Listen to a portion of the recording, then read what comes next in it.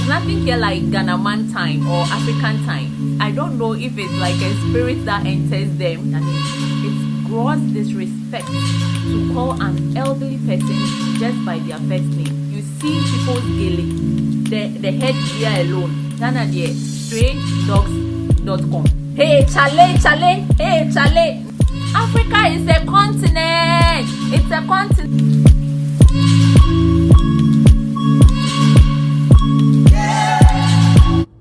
Hey guys, welcome back to another video.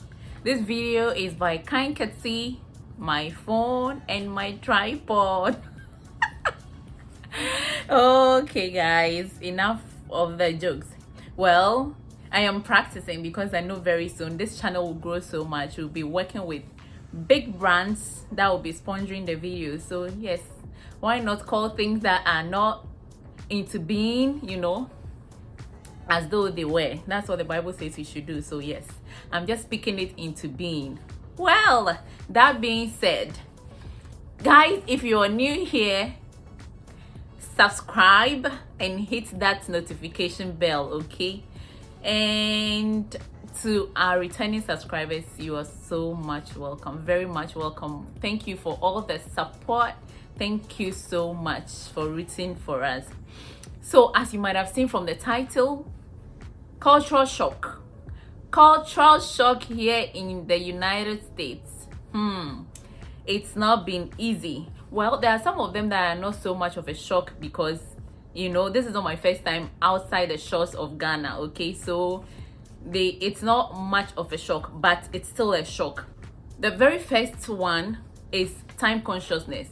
Americans are very much time conscious. If someone says be at a place at 10 a.m., they mean 10 a.m. If they say be there at 2 p.m., they mean 2 p.m. There's nothing here like Ghana man time or African time where someone says be there at 10 a.m. and you are there at 2 p.m. Who does that? Ghanaians do that a lot. I know for some African countries, they also do that. They are not time conscious. They are always late to programs or places. But here, there's nothing like that. If you are from an African country watching and your country, you know, the people adhere to time, like they are time conscious, let me know. I don't know of any African country. I can't say because I have not been to all the African countries. But I know Nigerians and Ghanaians, there's nothing like time consciousness. Yeah, that leads us to the next point where we talk about the transport system, okay? This also is not so new, okay, because it's similar to what I experienced in the United Kingdom. The buses are on time. If you get there a minute after the time the bus is supposed to arrive and leave, you'll be left behind. You'll be left behind. But in Ghana, because it's a big station where the buses load, they are there until they get the required number of people and they move. So someone can sleep or say, oh, even if I get there at this time, I'll still get a bus. So why worry? You know, that's how it is in Ghana. That's the difference, you know. But here, the buses are so on time. The next point or the next thing I've noticed is how people are conscious on the road. Drivers, I mean. Drivers are conscious on the road and they give pedestrians ample time to cross the road. In Ghana, when they see you coming, that's when they even speed the most. When you are crossing the road, I don't know if it's like a spirit that enters them. They are so indisciplined on the road. If they see you crossing, that's the time they even speed the most. Guys, I am not trying to badmouth my country, oh no, not far from that, but that is the fact on the ground. That's the situation we find ourselves in. I'm not trying to say bad things about my country. No, I love my country. I'm a patriotic citizen, but Chale, the truth must be told or the truth must be said. That's what they do. Guys, that's not to say if you're crossing the road in the US, be modeling or this is the time you'll be using to look on your phone. And no, there are crazy people everywhere.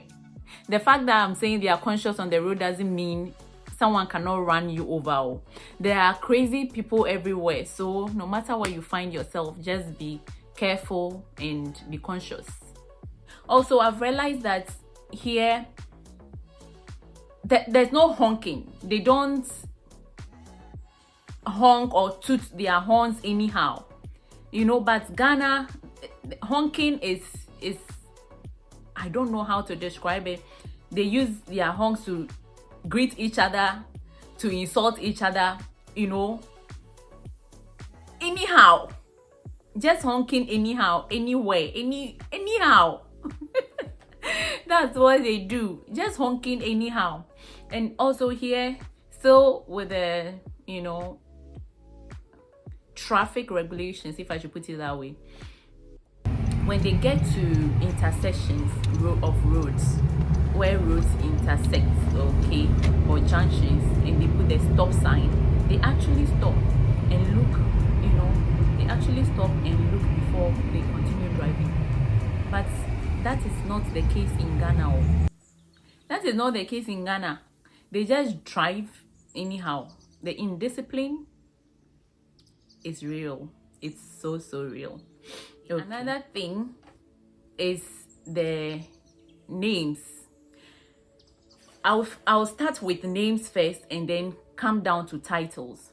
Okay, so an elderly person that is old enough to be your grandma or your mom will just say, oh, call me Mary, oh, call me Charity, oh, call me Paul, call me Moses. Hey, not in the Ghana.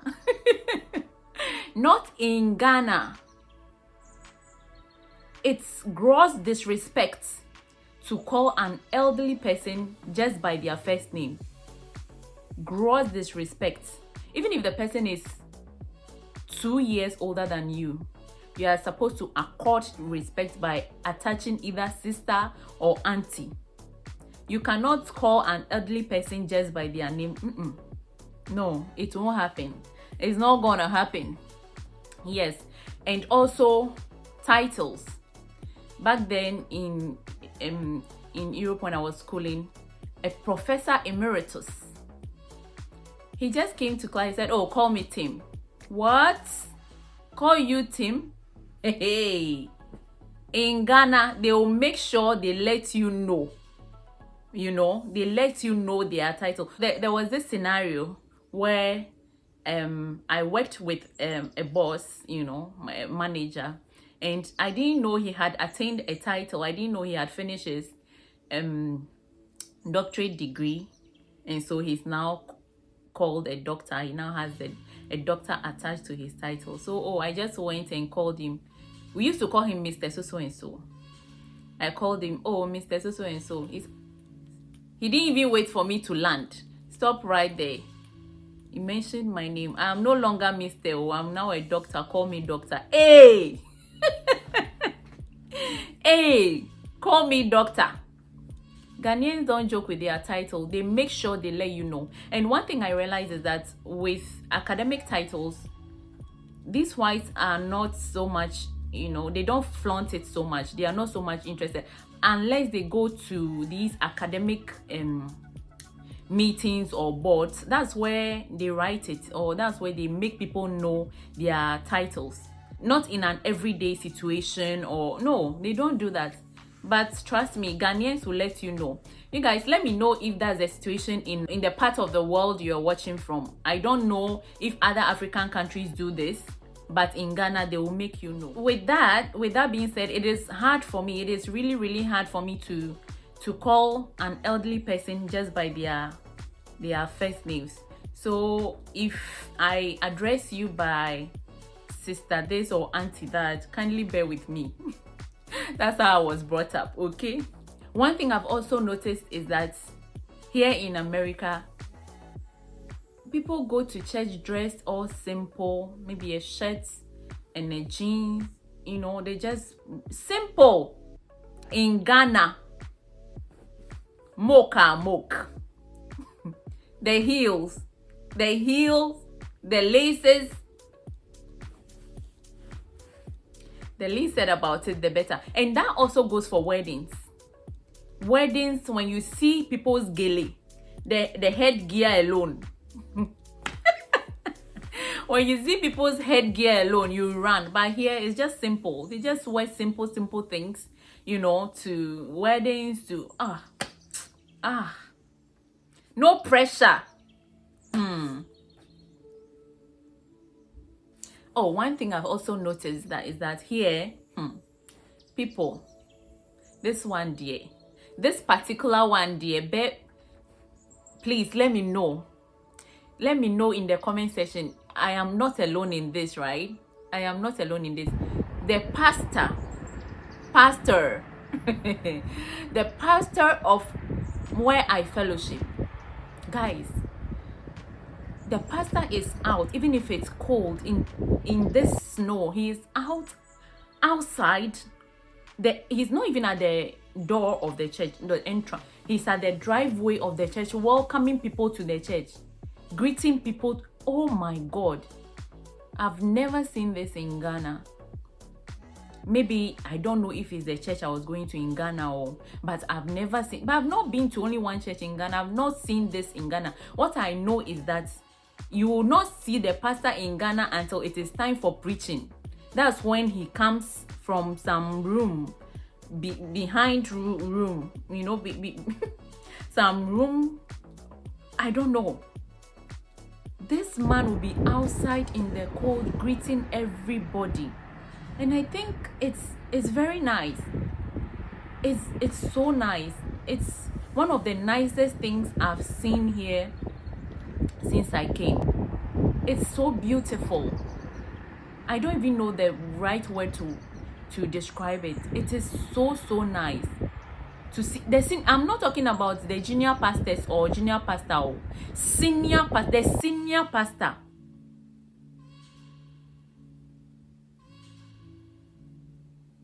Huh? Hey, the senior pastor or people. Wow, it is so nice. It makes you feel at home. Oh my God. Another point is the supermarkets. We have supermarkets in Ghana. Yeah, we do. Same sizes as most of the supermarkets here in the United States, okay? But in Ghana, after the cashier or the attendant, you know, checks your items and gives you a receipt, you go again. When you are going out, there's a security at the door. Hey, why? Is it that they don't trust us or what? There's a security at the door who will check your receipt again and make sure that the items you have tally what is on the receipt. What is this? Here in America, there are even self-check services. You check yourself out and you're out. You go. There's no security at any door.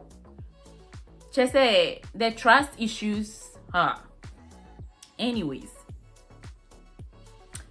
the next point is about the pets. They treat their pets so well. They treat their pets so well. I don't know if they eat cats here in America, or I'm not sure, because those cats are so big.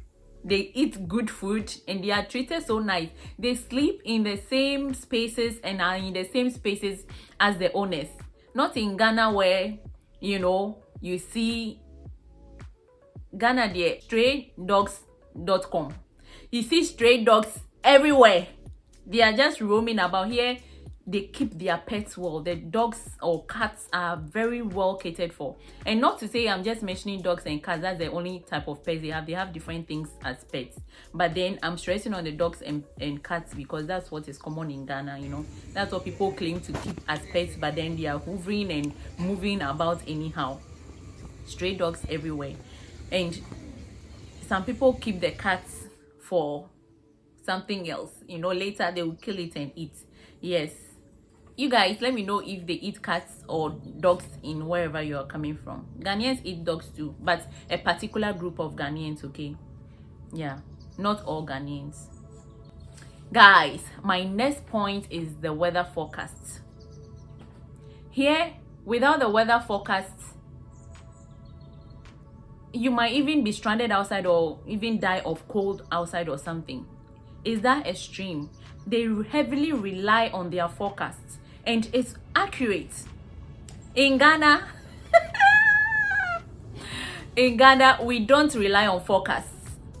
Well, the thing is, that's not how we were brought up, and the forecasts are not accurate. Oh, they might tell you it will rain, you'll be waiting and that rain will never come. Please, I'm not trying to downplay anyone's year, but that's the situation. They will tell you it will rain, or today it will be this, it will be that. It will never happen. So we just slap anything on your body and you're out of your house. In Ghana, we don't rely on the forecast. As it comes, we take it. You know, you go out and wherever you are, if it rains, you stay there till it subsides or whatever, then you go back home. Yes, as it comes, we take it. But here, the forecasts are accurate and people are heavily reliant on it, because that's, you know, what the weather would be and all that. So they heavily rely on it, and I think it's very nice. It's very, very nice. Okay, one thing I've also noticed is that here they don't make noise. Maybe you see your friend some few meters away and you are shouting, "Hey Chale, Chale, hey Chale." No, we don't do that. You pick your phone and call the person. Okay, call the person. "Oh, maybe I can see you, can you wait for me to get where you are," or something like that. But in Ghana, we will shout and call you, hey, Chale, Chale, stop, make you stop, I they come. No, we don't do that here, please. Oh, guys, one thing, the last time I was really embarrassed. So I think in Ghana, for me personally, I refer to washroom. If I'm saying washroom, I don't mean toilet, I mean bathroom or bathhouse. That's how I refer it. Washroom, it could be a place of convenience. It doesn't necessarily mean toilets, you know. Washroom, where you know, a place of convenience where maybe you can wash your hands, you can do this. But Americans don't refer to that place as washroom. They refer to bathroom. If you are referring to bathroom here in America, it's toilet, strictly toilet. They refer to, you know, the shower. The shower is different from the bathroom. Bathroom to them is toilet. So we were having lunch. I was having lunch with some people, and she asked, "Do you sing?" I said, "Oh no, I only sing in the bathroom." And she said, "Oh, you mean the shower?" And I kept quiet. Then later, I was thinking about it, and then I realized that bathroom to them meant toilet, you know. And we were eating. Oh God, I felt really embarrassed afterwards, but it's no fault of mine. I wasn't referring to toilet at the moment, you know. So these are some of the things. So I was shocked to know that to them bathroom means toilet. Okay, guys, the one thing that has really shocked me to the bone is the lack of geographical knowledge of the Americans. Or should I say some Americans? Let me just say Americans, Joe. Lack of geographical knowledge about Africa. Most Americans think Africa is a country, and it is very annoying. It is so annoying. Africa is a continent. It's a continent. It's a continent. I think I need a trumpet. Oh my God. Most Americans think Africa is a country. So you get someone approach you and the person is like, "Oh, so in Africa, do you do this, do you do that?" I'm like, hold on. In Ghana, even me, an African, a Ghanaian, I've been to only 2 African countries in my life. Only 2. Africa is a continent, my people. Africa is a continent. And it is annoying when you refer to Africa as a country. It is very annoying. I take it so personal. It's annoying. Last but not the least is something they call, okay, I won't talk so much about their foods. Just one of the foods. Soup. So my husband said he wanted soup. So in my mind, I'm thinking, okay, let me just prepare Ghana light soup. You know, it's just maybe chicken light soup, Ghanaians in the house, you know what I'm talking about. Our light soup. So I was thinking that's what the man wanted. Oh. So I prepared the thing. The man said that's not what he wants. So he pulled out one can and he said that is soup. He poured the thing out and you could see carrots, cabbage. Was there even cabbage? Different vegetables in the thing. And that was what they were calling soup. I rest my case. Hope you enjoyed this video, guys. This one is part 1. As I get integrated more into the system, as I see more things and I am shocked, I'll come back to update you.